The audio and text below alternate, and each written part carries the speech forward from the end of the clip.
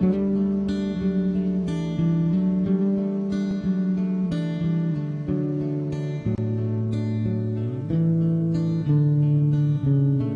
start at the eye of the hook and run the thread touch and turns all the way down the shank. Now the hook I'm using is a Kamasan B175 and it's a size 14. Now you could use the 170, which is obviously slightly lighter. Depends on how deep the water you're fishing, how well you want it to hang in the water. If you want it a wee bit higher, obviously use the lighter hook, because this is a slightly heavier. Now as I say, I've run the thread down just in line with the barb. So the thread, when it's hanging straight down, it's in line with the barb.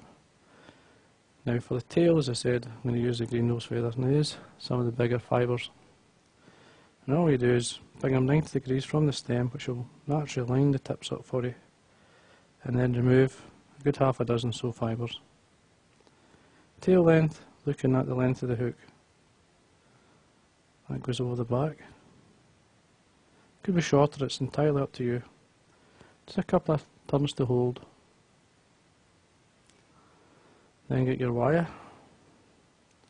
So along the side is a fine gold wire. And then bring your thread touch and turns up. The thread is forming the body all the way up to about, say, 1.5 mil from the eye. And then bring your wire rib up through. Quite close. It gives a kind of quill effect. And once you get to the thread, just bring it across, like a 90-degree bend in, catch it down. Bend and break it off. It's the easiest way to do it than using your scissors. Then get yourself a hackle. Now, traditionally you should tie a hen hackle in by the tip. Now if you look at the colour of this hackle, it's really dark at the bottom.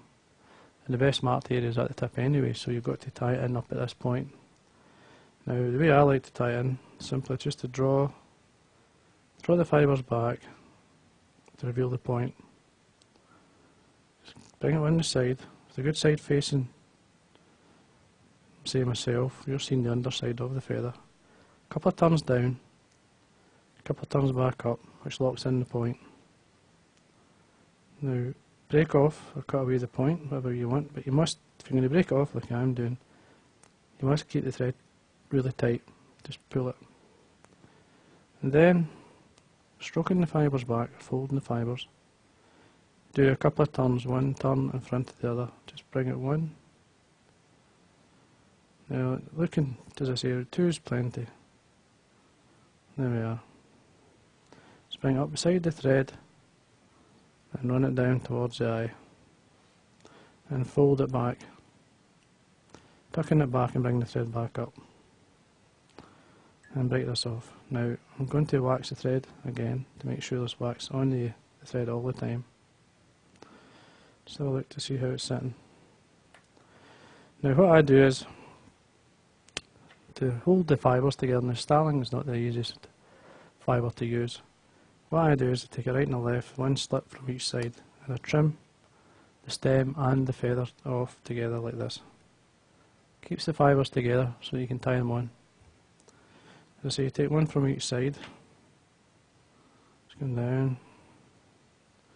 Now I want the curves to come in themselves. So what you're seeing is the inside of the feather. The outside of the feather is there. You want them to curve into one another. What I do is line up the points first. So you can see that that's the underside of the feather and the point tips have lined up. Then I come in, look at the length you would like. Now the points to go at least halfway into the tail. Just check where you are. So it's not the best fibre in the world to use, but it's certainly the right colour and suits the fly.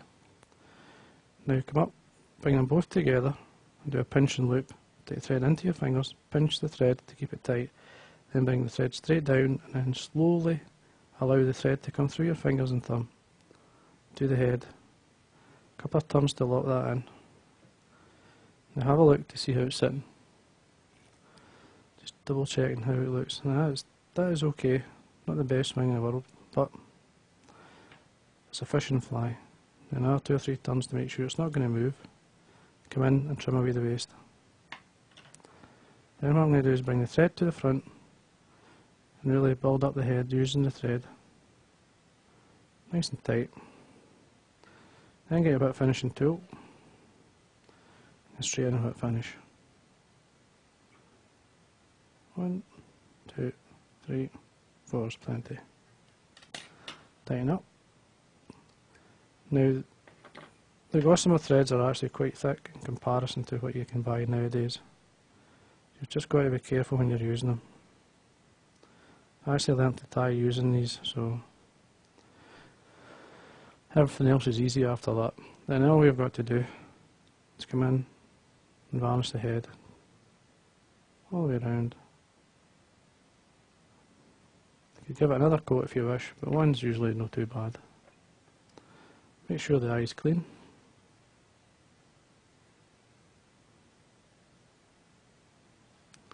And there we are. And that there's your famous Greenwells Glory. In this case obviously a wet fly. Nice simple wee dressing. As I say, it works extremely well. Certainly worth having in your box.